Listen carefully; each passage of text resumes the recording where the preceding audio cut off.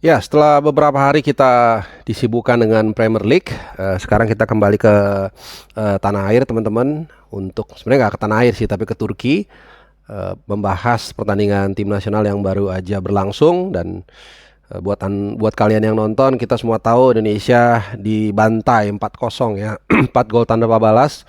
Eh, ini sebagai bagian dari persiapan menuju Piala Asia nanti yang berlangsung di Qatar mulai 12 Januari sampai 14 Februari. Tapi Indonesia baru mulai main pertandingan pertama itu tanggal 14 ya. Sementara Libya ini dalam rangka juga persiapan untuk kualifikasi Piala Dunia. Nah, jadi lawannya lumayan serius lah. Itu pun kita tetap kalah 4 dan itu kita kalah 4-0 ya. Nah, Indonesia peringkat 120, Indonesia peringkat 146, Libya peringkat 120. Beda 26 jaraknya. Memang ketika kita lawan Burundi Kurasau itu kan dia lebih bagus lagi peringkatnya, tapi jangan lupa mereka dalam kondisi tidak ada jadwal kompetitif match. Nah, sementara Libya ada, jadi Libya lebih serius dan terbukti kita bukan hanya kalah 4-0 ya, tapi sama sekali tidak berkutik. Nah, di pertandingan kemarin, ini pertandingan yang berlangsung di Stadion Mardan Stad Yumu, dan ada 3 rangkaian nanti pertandingan yang akan kita jalani sebelum nanti kita akan masuk ke Piala Asia. Setelah ini kita akan kembali menghadapi Libya di tanggal 5, jadi hari apa? Sekarang Selasa, Rabu, Kamis, Jumat. Hari Jumat ya, selang 3 hari kita akan menghadapi Libya.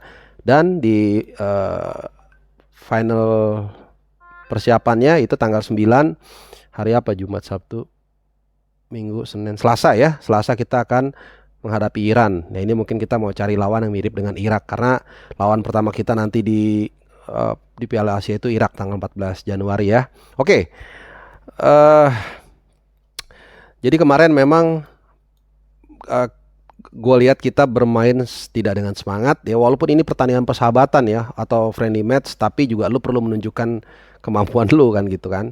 Terus kita juga tidak ada networking yang baik satu sama lain, banyak pemain individu, banyak hilang bola juga, kemudian juga banyak melakukan kesalahan-kesalahan sendiri yang pada akhirnya dimanfaatkan oleh lawan ya, termasuk di gol keempat itu kan juga menurut gua kesalahan dari penjaga gawang kita ya, Syahrul ya. Oke. Nah, Indonesia memang tanpa diperkuat di babak pertama itu memang jadi babak pertama dan babak kedua Sintayong itu menampilkan totally starting line up yang berbeda banget ya. Jadi seperti ada 2 shift gitu ya antara babak pertama dan babak kedua. Indonesia turun minum dengan kondisi tertinggal 2-0. Dan sebenarnya dari awal udah kelihatan ya, Libya sangat dominan, mendikte, dan yang ini yang satu yang gua agak sedikit worry ya. Jadi di pertandingan ini Sintayong itu terlalu banyak mencoba banyak hal, termasuk juga melakukan build up serangan dari belakang. Ini kan sesuatu yang tidak kita lihat mungkin setahun lalu lah gitu. Jadi baru sekarang mungkin malah. Memang kelihatannya menarik ya, seperti kita ngelihat kalau Manchester City bangun serangan dari belakang gitu. Tapi kan City kan dibangun udah 10, 20, mungkin 15 tahun ya untuk bermain seperti ini ya. Sementara ini baru berapa bulan mungkin, dan kita dalam kondisi mau menghadapi pertandingan penting. Ya, kalau dalam teori teori perang itu lebih baik menggunakan senjata yang lama tapi pasukannya udah biasa daripada dicoba senjata yang lebih baru, yang lebih modern, tapi para pemain itu sendiri nggak biasa. Nah, ini yang terjadi kemarin. Memang kelihatannya enak sih. Seperti ya itu tadi, seperti era sepak bola modern, tapi ya itu tadi belum lagi pemain-pemain ini udah lama libur membela klubnya karena libur Nataru. Jadi nggak heran ya, itu yang yang bermain di situ lemak semua mungkin karena mereka habis liburan, habis makan enak atau apa gitu ya. Walaupun memang mereka udah sempat lah training di Turki beberapa hari, tapi ya nggak bisa bohong juga ya. Namanya habis udah lama mereka off, itu kelihatan banget. Nah, Indonesia tadi yang gue bilang turun minum tertinggal 2-0 melalui gol Ahmed Ekrawa. Dari awal Ekrawa ini memang sudah berapa kali mengancam. Bahkan ada satu gol dari dia tandukan kalau nggak salah di awal babak kedua ya yang dianulir, jadi memang sangat berbahaya itu dia, karena mereka dalam persiapan untuk kualifikasi pra Piala Dunia, jadi mereka juga serius mainnya. Nah kemudian ya selain build up serangan, Indonesia juga berusaha untuk melakukan high pressing. Ya maksudnya itu tadi ya, tim ini bukan dibangun untuk senjata modern semacam itu. Kemudian high pressing itu kan membutuhkan banyak hal ya. Bukan hanya soal fisik tapi juga mental, kemudian kekompakan dan kecepatan. Jadi kalau satu dua doang yang ngejar, yang lain enggak, ya kempos gitu loh. Akhirnya bikin capek aja lari sana lari sini, dan itu lebih cepat bikin lelah, exhausted para pemain. Nah, gol pertama itu dari Ekrawa yang tadi gue bilang. Pemain Indonesia itu terlalu terpaku pada bola. Ya ini umpan ke Ekrawa, orang terobosan agak mengagetkan memang, tapi itu tadi karena mereka terlalu terpaku dengan bola. Ini kelemahan dasar dari pemain-pemain Indonesia. Jadi nggak ngelihat orang atau nggak ngelihat reading the game ya. Jadi tahu karakter ini. Kalau kita main bola tuh gue sering lihat, misalnya kalau kalian mungkin juga fan football, ada orang yang pokoknya tiap megang bola shooting, tiap pegang bola shooting gitu. Atau tiap megang bola passing, tiap pegang bola passing. Nah, itu lo perlu mapping tuh. Jadi setiap dia bawa bola lu udah langsung tahu, oh kira-kira ini kecenderungannya seperti apa. Jadi lu lebih mudah untuk mengantisipasi, dan ini nggak terjadi sehingga akhirnya kita kebobolan tadi di menit ke-25 ya, oleh gol Ekrawa karena kegagalan barisan pertahanan kita yang kebetulan juga menampilkan formasi yang baru 4 back. Ya mungkin ini karena kehilangan kehilangan Bagot dan Justin Hapner juga belum bisa main. Kalau nggak mungkin pakai 3 back, dan kemudian juga mungkin emang karena babak pertama Sintayong mau coba 4 back ya, tapi gagal total. Nah kemudian ada gol tambahan tercipta di menit ke turun minum 1-0 ya, 1-0. 58 baru ada gol dari Libya kembali.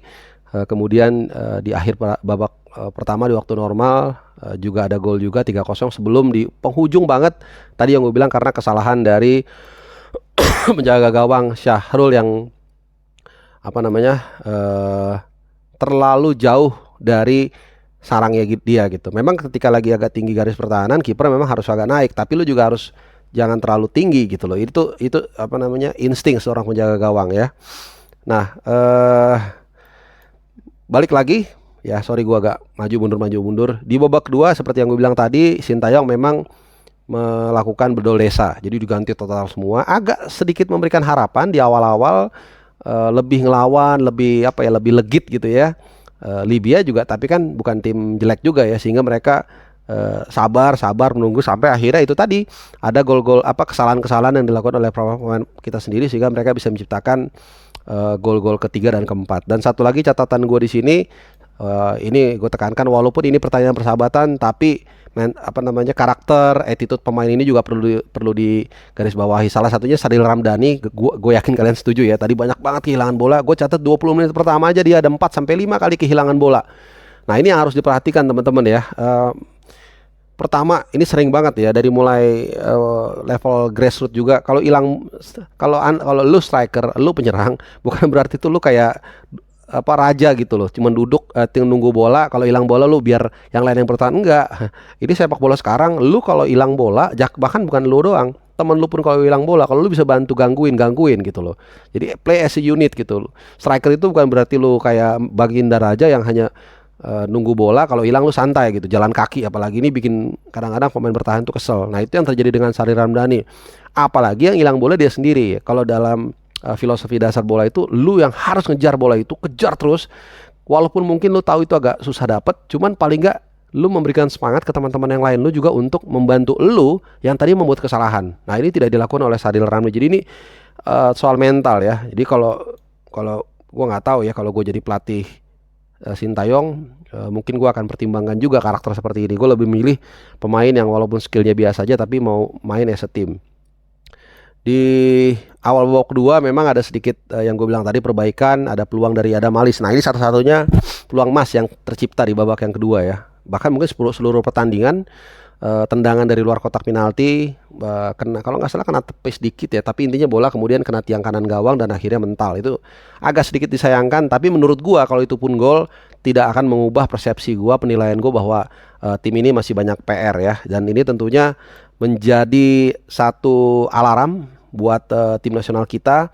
Karena apa? Karena nanti yang kita hadapin mungkin di atas kertas kita agak sedikit underestimate ya, terutama Vietnam. Oke lah, mungkin Vietnam probably atau maybe kita bisa bisa ngatasin mereka lah, let's say seperti. Tapi Irak kita udah lihat di kualifikasi Piala Dunia waktu itu kita kalah 5-1. Kemudian juga Jepang udah memberikan cywar dengan mengalahkan Thailand 5-0, membantai Thailand kemarin yang dihadiri oleh Ketua PSSI Erick Thohir. Jadi ini bukan akan menjadi pertandingan yang gampang di Piala Asia nanti, masih banyak PR oleh Sintayong yang harus diperbaiki dan kembali kita lihat apa namanya Indonesia tidak apa ya setback lagi ya setelah beberapa waktu lalu ketika menghadapi Palestina kita berhasil ya gue bilang bagus lah main 0-0, kemudian juga lawan Argentina walaupun kalah kita punya defense yang bagus, tapi kembali kita mulai turun-turun lagi ya, kalah dari Irak, seri dari Filipina kemarin di kualifikasi Piala Dunia, dan sekarang kalah lagi 3-4-0 dari Libya. Oke, mungkin itu dulu pemaparan gua terkait dengan hasil Indonesia kalah dari Libya 4-0. Terima kasih udah nonton. Salam sehat.